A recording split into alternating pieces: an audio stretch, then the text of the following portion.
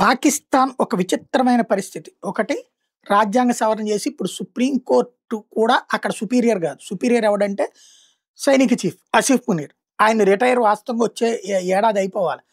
అతను అవ్వడిక. Life long అతనే. అతను ఉన్నంత కాలం అతనే. అతను బతుకున్నంత కాలం అతనే. రాజ్యాంగాలు ఎక్కడా పనిచేయవు అట్లా. కానీ రాజ్యాంగాన్ని మార్చేశారు అతని కోసం. న్యాయస్థానానికి కూడా అవకాశం లేకుండా చేశారు.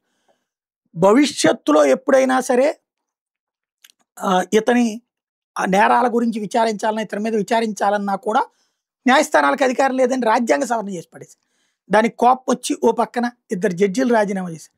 అలాంటి వితండ పరిస్థితి ఉంది. ఇదే కాకుండా బోర్డర్స్ని మార్చేస్తున్నారు.